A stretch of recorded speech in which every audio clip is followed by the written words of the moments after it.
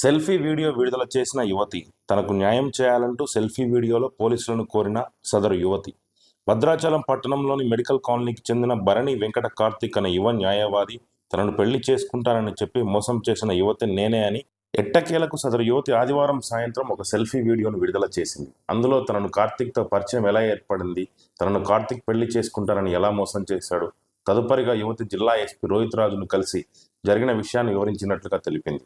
జిల్లా ఎస్పీ రోహిత్ రాజ్ ఆదేశానుసారం భద్రాచలం టౌన్ పోలీసులను సంప్రదించి జరిగిన విషయాన్ని తెలియజేశానని, అనంతరం కార్తిక్ను టౌన్ పోలీస్ స్టేషన్కి పిలిపించి జరిగిన విషయంపై వివరణ కోరి ఇరు వర్గాలను మాట్లాడుకొని విషయాన్ని సెటిల్ చేసుకోవాలని టౌన్ సిఐ తెలిపారని, పోలీసులు విషయాన్ని టౌన్ సెటిల్ చేసుకోమని చెప్పినప్పటికీ కార్తిక్ అందుకు భిన్నంగా వ్యవహరిస్తూ ముందేమో పెళ్లి చేసుకుంటానని చెప్పి తర్వాత మొహం చాటేశాడని, నీకు ఇష్టం వచ్చింది చేసుకో అని కార్తిక్ సదరు యువతితో తెగించి చెప్పాడని, అందుకే తాను కూడా విసిగిపోయి పోలీస్ స్టేషన్లో కార్తిక్పై ఫిర్యాదు చేశానని, అదే రోజు పోలీసులు కేసు నమోదు చేశారని, కాగా ఈ విషయాన్ని తెలుసుకున్న కార్తిక్ పరారయ్యాడని, వీలైనంత త్వరగా పోలీసులు కార్తిక్ని పట్టుకొని తనకు న్యాయం చేయాలంటూ యువతి ఆ వీడియోలో తన బాధను ఆవేదనను వెళ్ళగక్కింది.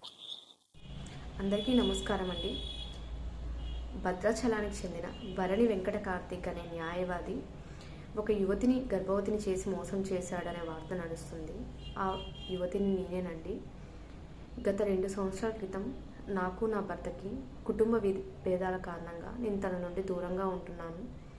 నేను డైవర్స్ ఇవ్వడానికి నేను భరణి వెంకట కార్తిక్ అనే న్యాయవాదిని కలవడం జరిగింది. నాకు డైవర్స్ ఇప్పించి నన్ను పెళ్లి చేసుకుంటానని మాటిచ్చి నాతో 2 సంవత్సరాల నుండి రిలేషన్లో ఉన్నాడు. ప్రస్తుతం నేను 2వ నెల గర్భవతిని. నేను ఆ విషయం కార్తిక్కి తెలియజేశాను. నన్ను బెదిరించాడు, నాకు సంబంధం లేదు, నేను పెళ్లి చేసుకోను అని చెప్పి.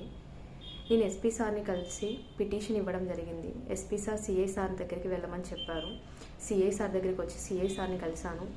సిఐ సారు కార్తిక్ని పిలిపించి మాట్లాడారు. మేము పెద్దవాళ్ళతో మాట్లాడుకుంటామని చెప్పారు.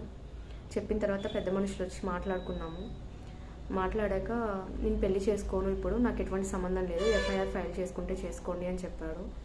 ఆ రోజు ఫిబ్రవరి 4వ తారీఖు నైట్ 9:30 టైంలో నేను ఎఫ్ఐఆర్ ఫైల్ చేయడం జరిగింది. తనకి ఎఫ్ఐఆర్ ఫైల్ అవుతుందన్న ఇన్ఫర్మేషన్ పాస్ అవ్వడం వల్ల నెక్స్ట్ డే మార్నింగ్ తను కనిపించకుండా వెళ్ళిపోయాడు. వెళ్ళి హైదరాబాద్లో హైకోర్టులో పిటిషన్ దాఖలు చేసుకున్నాడు. అక్కడ హైకోర్టులో తనకి పిటిషన్ క్యాన్సిల్ అయింది. సో అప్పటి నుండి అయితే ఎవరికి కాంటాక్ట్లో లేడు. దయచేసి మీడియా వాళ్ళు కానీ పోలీసు వాళ్ళు కానీ నాకు సహకరించి నాకు న్యాయం చేస్తారని తెలియజేస్తున్నాను.